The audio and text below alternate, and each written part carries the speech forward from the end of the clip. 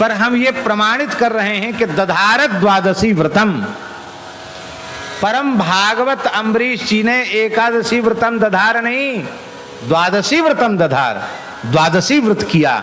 इसका मतलब है वैष्णव एकादशी तो करता है पर वह द्वादशी प्रधान एकादशी करता है। हाँ, द्वादशी युक्त एकादशी, बोलो वृंदावन बिहारी, द्वादशी प्रधान एकादशी का व्रत। बहुत से लोग कहते हैं कि वो एक विरक्त वाली होती है, एक गृहस्थ वाली होती है। बोले हम तो गृहस्थ वाली रहते हैं, पहली वाली रहते हैं, विरक्तों की दूसरी वाली होती है। अच्छा एक बात बताओ, अम्बरीश जी गृहस्थ हैं कि विरक्त? विरक्त हैं अम्बरीश जी? अरे पूरे गृहस्थ हैं महाराज, उनके 3-3 लड़के हैं, कई रानियां हैं, राजा हैं। इसलिए ये गृहस्थ विरक्त का भेद नहीं है।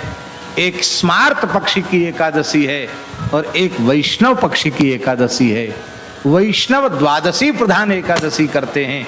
इसलिए भागवत जी में जो प्रधान वैष्णवाचार संहिता है, इसमें लिखा हुआ है युक्त सांवत्सरो वीरो दधार द्वादशी व्रतम, द्वादशी व्रतम दधार। बोलो वृंदावन बिहारी। भगवान विष्णु की तिथियां जहां गिनाई गई हैं वहां द्वादशी को भगवान की तिथि माना गया। बोलो भक्तवत्सल भगवान। जहां सर्वेशाम व्रतम होता वहां तो एक ही होता, उसमें कर लेते हैं, किंतु अमुक अमुक मतभेद के कारण दूसरी एकादशी द्वादशी प्रधान एकादशी का आदर करते हैं। ऐसे अम्बरीश जी महाराज एकादशी निर्जल किया करते थे, प्रत्येक एकादशी निर्जल। एकादशी का उत्तम पक्ष यही है कि निर्जल किया जाए। उतना संभव न हो तो जल पीकर एकादशी करना चाहिए। जल से भी संभव न होवे तो पयो व्रतो ब्राह्मणः यवागु व्रतो राजन्यः आमिक्षा व्रतो वैश्य इति। वेद में लिखा है ब्राह्मण व्रत करे तो दूध पीकर करे। ब्राह्मण को कोई व्रत करना हो, पूरा पुण्य चाहिए व्रत का, तो कुछ मत खाओ पियो, केवल दूध ले लो 1 गिलास 2 गिलास, बस आनंद है। पयो व्रतो ब्राह्मणः, क्षत्रिय को व्रत करना है तो यवागु व्रतो राजन्यः। यवागु माने होता है लपसी। लपसी तो जानते ना आप लोग? लपसी जानते कि नहीं? लपसी फलाहारी लपसी।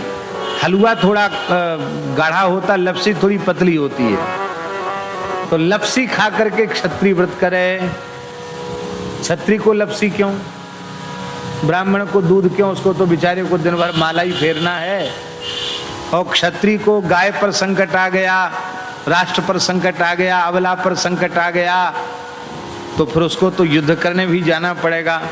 तो थोड़ा बढ़िया घी और शर्करा से युक्त लपसी खाएगा गरम गरम, तो थोड़ी ताकत रहेगी, उसको युद्ध में भी सेवा कर सकेगा। इसलिए लगता है उसको यवागु व्रता। और वैश्यों को भी बहुत काम है महाराज, खेती का काम भी उनको करना, व्यापार का काम भी करना, गौ सेवा का काम भी करना। इसलिए उनके लिए वेद भगवान ने व्यवस्था दी आमिक्षा व्रतो वैश्या। आमिक्षा माने होता है दूध का छेना। छेना खा करके वैश्यों को व्रत लिखा है।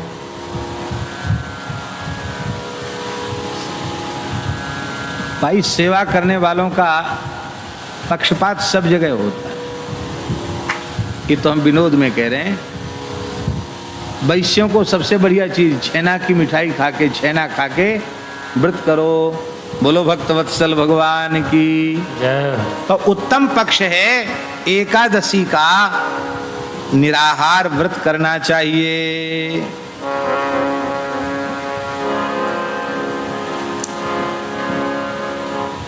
एकादशी व्रत का उद्यापन करके बहुत से लोग व्रत त्याग देते हैं, लेकिन एक प्रार्थना हम करें, एकादशी व्रत का उद्यापन करने के बाद भी उसका त्याग नहीं करना चाहिए।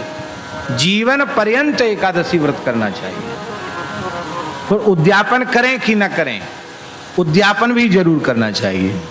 क्यों करना चाहिए? व्रत के संपूर्ण फल की प्राप्ति के लिए उद्यापन आवश्यक है। उद्यापन में क्या होता है? सभी एकादशियों का अर्चन हो जाता है, सभी एकादशियों के महात्म्य के श्रवण का सौभाग्य मिल जाता है, और जोड़े से उतने पवित्र वैष्णव ब्राह्मणों के पूजन का, उनको फलाहार, फिर उनको पारण करा के, उनको वस्त्राभूषण दक्षिणा आदि दे करके संपूर्ण पुण्य की फल की प्राप्ति हो जाती है। एतावता अपनी सामर्थ्य के अनुसार व्रतोद्यापन भी करना चाहिए। हैं अयोध्या के राजा अम्बरीश जी, और उद्यापन करने कहां गए? मथुरा।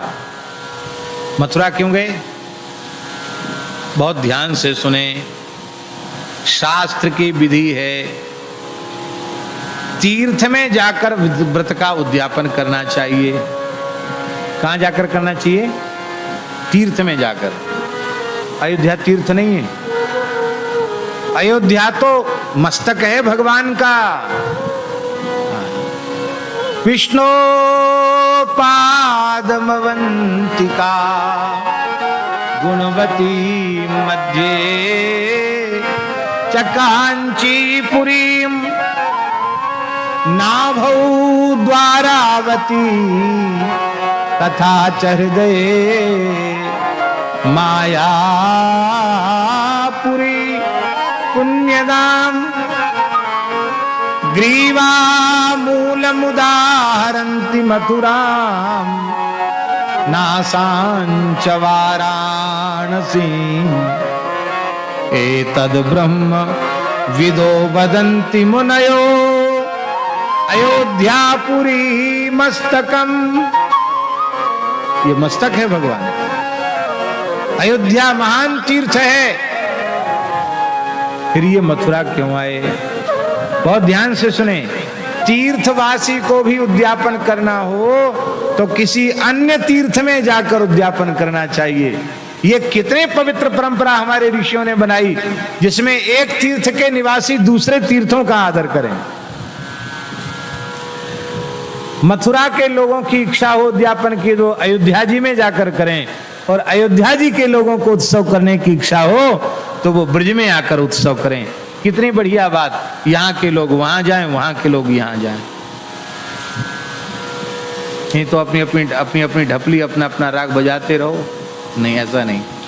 हमें सबका आदर करना चाहिए।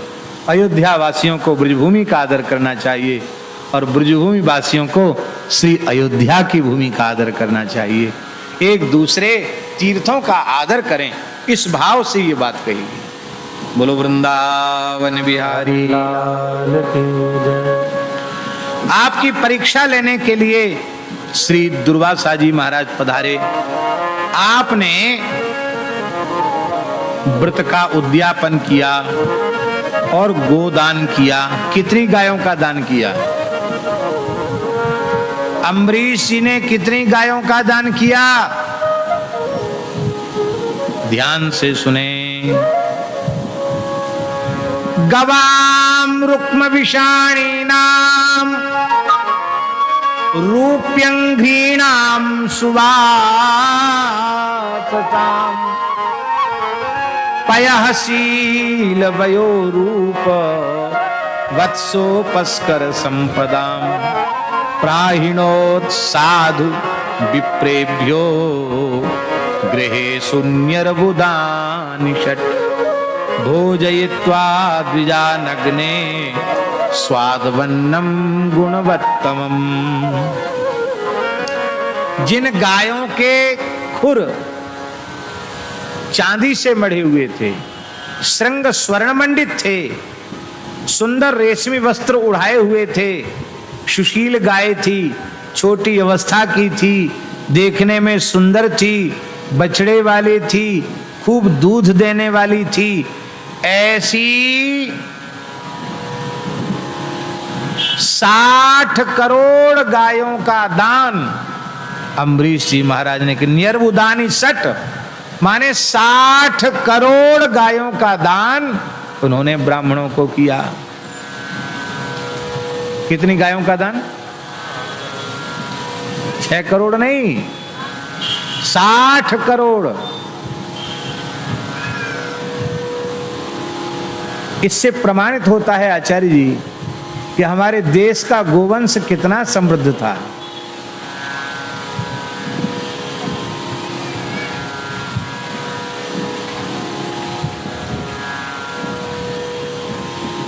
साठ करोड़ गायें दान की।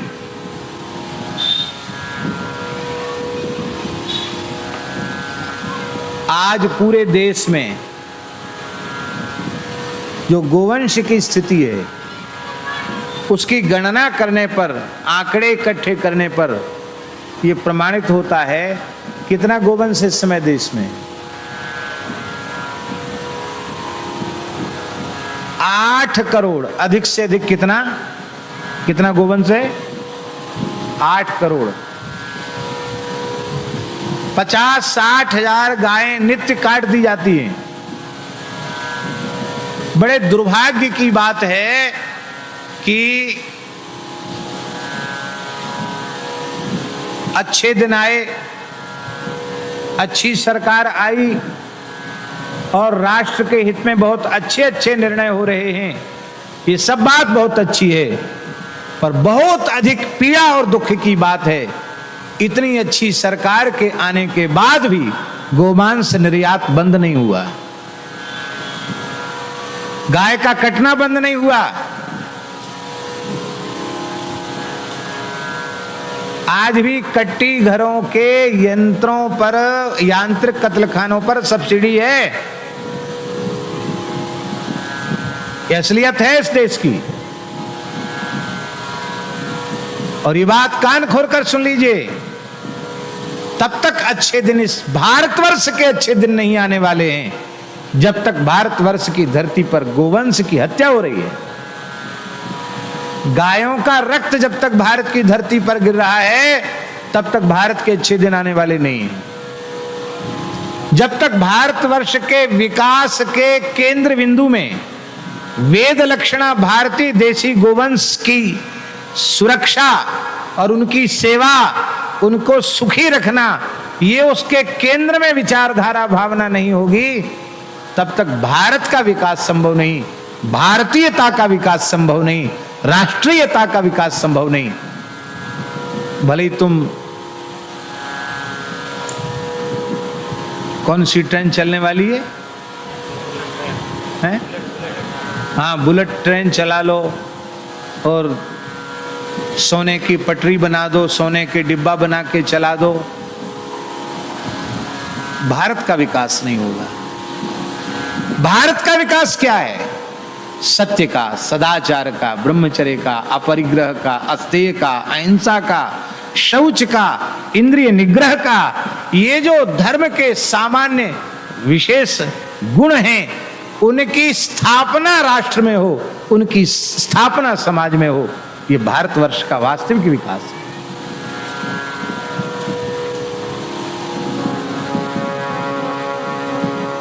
हाँ, विकसित देश के रूप में प्रसिद्ध देश जिस प्रकार का विकास प्राप्त कर चुके हों, ऐसा ही विकास भारत प्राप्त करना चाहता हो तो बात अलग है, पर ऐसे विकास से कुछ भी बात बनने वाली नहीं है। हमारे जीवन में स्वाभाविक सद्गुणों का कितना विकास हुआ है।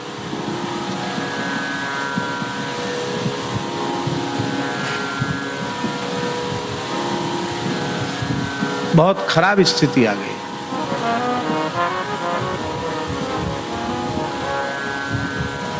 एक बड़े शहर के, अब नाम ही ले लें, मुंबई शहर के एक व्यक्ति ने हमको कहा, रोते हुए कहा, अच्छे सुखी संपन्न समाज के एक वरिष्ठ व्यक्ति ने कहा, बोले महाराज हम आपका प्रवचन नियमित रूप से सुनते हैं, अब बंबई छोड़ नहीं सकते, अपना काम धंधा छोड़ नहीं सकते। स्थिति ये है कि मुंबई की स्थिति ये है कि आप अपने युवक पुत्र को 16-17 साल के लड़के को या लड़की को आप यह पूछ नहीं सकते हैं कि तुम कहाँ गए थे, इतनी देर क्यों लगाई, कहाँ गए थे, किसके पास बैठे थे। बोले अब हमारे यहाँ की सभ्यता हो गई है, कोई भी आता है वह हम क्या कहते हैं उसको, फ्रेंड कहते हैं, फ्रेंड हैं तो फ्रेंड हैं तो भीतर चले जाओ। ये स्थिति हो गई है। बालक बालिका बिल्कुल नियंत्रण में नहीं है। क्या इसी को आप विकास कहेंगे? बच्चे माँ बाप की बात न माने, अपने कुल खानदान के पवित्र संस्कारों को भी न माने, क्या इसको आप विकास कहेंगे? क्या इसको आप शिक्षा कहेंगे? और ये दुष्परिणाम है गो हत्या का। इसलिए हम प्रार्थना करते हैं, आज भगवान रामकृष्ण के अवतरण की पवित्र बेला है, हम आपसे प्रार्थना करते हैं आप कम से कम मिथिला को बचा लीजिए। मिथिला कैसे बचेगी? मिथिला को बचाने का उपाय है, एक तो तत्काल मांसाहार का त्याग कर दीजिए, व्यसनों का त्याग कर दीजिए, शुद्ध शाकाहारी रहने का व्रत लीजिए, क्योंकि आप परम वैष्णव भूमि पर आपका जन्म हुआ है। वैष्णव धर्म की आचार्या जगत जननी किशोरी जी जहां की धरती से प्रकट भई हैं, उस धरती पर आपका जन्म हुआ है। आप तो जन्म से ही परम भक्त हैं, आप जन्म से ही परम वैष्णव हैं, फिर आपका अशुद्ध खान पान क्यों? फिर आपके जीवन में व्यसन क्यों? दूसरी बात, आपकी बहन और आपके बहनोई वो ऐसे तो है नहीं कि आज रहें और कल न रहें, ये तो सनातन बहन हैं और श्री रघुनाथ जी आपके सनातन बहनोई हैं, तो आपका भगवत संबंध भी जन्म से ही है, नित्य भगवत संबंध है, शाश्वत भगवत संबंध आपको प्राप्त है। अब कसर कहाँ है? कसर यही है कि आपने वैदिक सनातन धर्म का प्राण, वैदिक सनातन संस्कारों की मूल वेद लक्षणा भारतीय देसी गाय अपने घर से निकाल दी। यही आपके विनाश का कारण है, यही आपके पतन का कारण है, यही आपके व्यक्तिगत जीवन में तमाम दोष आ गए हैं उसका कारण है। आपका घर वेद लक्षणा भारतीय देसी गायों की गोरज से पवित्र हो, गोबर और गोमूत्र से सुरभित हो। अब हम तो भाई जर्सी का दूध वगैरह स्पर्श भी नहीं करते हैं, भैंस वगैरह का लेने की तो बात नहीं, बाबा के यहाँ से हमारे यहाँ दूध आ रहा है। यहाँ देसी गाय तो है ही नहीं, जो कुछ लोग कहते ये देसी है तो उसमें भी दोगलीपना है, संक्रमण है। शुद्ध नस्ल मिलना बड़ा कठिन है मिथिला में इस समय, खोज करके और व्यवस्था करनी पड़ती है। ये प्रशंसा की बात नहीं है, ये दुर्भाग्य की बात है। इसलिए हम प्रार्थना करते हैं कि आप लोग सुंदर देसी गाय का पालन कीजिए, और जो यहाँ के क्षेत्र की जो मूल गाय है वो गाय भी महाराज जी बड़ी उपयोगी गाय है, बड़ी सुंदर गाय है, और उसकी भी आप ठीक से सेवा करेंगे तो वो भी पर्याप्त दूध आपको देगी। ऐसा नहीं कि वो दूध न दे, वो भी खूब दूध देगी। जय जय श्री राधे। हाँ, कृष्ण प्रिया गुण खानी गैया, बिना ताज की रानी, सब जग की महारानी गैया, बिना ताज की रानी। कृष्ण प्रिया गुण खानी गैया, बिना ताज की रानी, सब जग की गाइए सभी रानी गैया, बिना ताज की रानी। ममतामयी करुणामयी लक्ष्मी सर्वेश्वरी भवानी। ममतामयी करुणामयी लक्ष्मी सर्वेश्वरी भवानी। धारक पालक मातृस्वरूपा धरारूप गुण खानी। धारक पालक मातृस्वरूपा धरारूप गुण खानी। धरारूप गाय साक्षात पृथ्वी का स्वरूप है। सर्वदेवमयी सर्वतीर्थमयी सौम्य रूप सुखदानी। सर्वदेवमयी सर्वतीर्थमयी सौम्य रूप सुखदानी। ऋषि मुनि पूजित सर्वयज्ञमयी हव्य कव्य की दानी।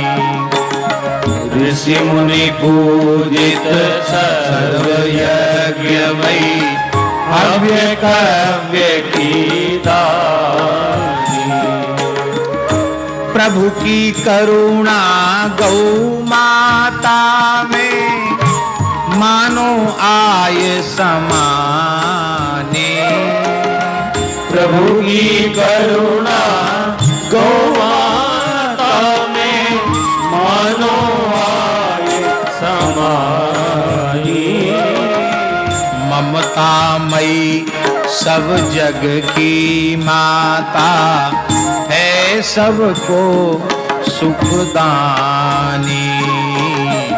ममतामयी सब जग की माता है सबको सुखदानी।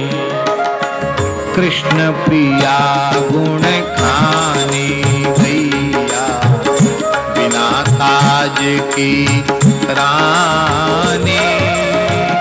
सब जग की महारानी गैया बिना ताज की रानी। दूध दही घृत अमृत दाता गंगा मूत्र समाने। दूध दही घृत अमृत दाता गंगा मूत्र समानी। गोमय में लक्ष्मी रहती है पंचगव्य गुण खानी। गोमय में लक्ष्मी रहती है पंचगव्य गुण खानी। सब कुछ गो सेवा से मिल जाएगा। अर्थ धर्म अरु काम मोक्ष सुख हरि भक्ति की दानी। अर्थ धर्म अरु काम मोक्ष सुख हरि भक्ति की दानी। दान मान परलोक लोक सुख श्रेय प्रेय की दानी। दान मान परलोक लोक सुख श्रेय प्रेय की दानी। कृष्ण प्रिया गुण खाने गैया बिना ताज की रानी। सब जग की महारानी गैया बिना ताज की रानी। अति पावन भारत की धरती गौ महिमा से सानी। अति पावन भारत की धरती गौ महिमा से सानी। गाय बिना बिना गाय सेवा भारत को उतर गयो है पानी। बिना गाय सेवा भारत को उतर गयो है पानी। पंचगव्य पंचामृत पीकर आधी व्याधि नसानी। पंचगव्य पंचामृत पीकर आधी व्याधि नसानी। जिए वर्ष सत कर्म परायण गौ बिन भई सब आनी। गौ हत्या के महापाप की शासन ने हठ ठानी। भारत की जनता रोती है देख शासन की मनमानी। कृष्ण प्रिया गुण खानी भैया बिना ताज की रानी। सब जग की महारानी भैया बिना ताज की रानी। अब हम सबको निश्चय करना है भैया अपनी गैया मैया क्यों दुख माझ समानी। भैया अपनी गैया मैया क्यों दुख माझ समानी। अब उसकी सेवा करने की हम सब ने है ठानी। अब उसकी सेवा करने की हम सब ने है ठानी। गौ रक्षा की नहीं, अब उसकी रक्षा करने की हम सब ने है ठानी। हम क्या रक्षा करेंगे भाई? गाय ही हमारी रक्षा करती है। गावो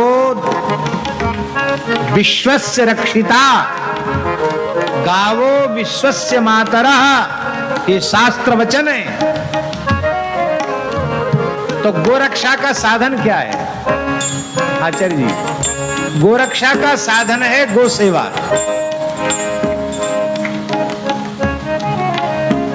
पथमेड़ा में 1.5 लाख के करीब गोवंश लगभग 70 गोष्ठों में, गौशालाओं में अत्यंत प्रसन्नता पूर्वक निवास कर रहा है।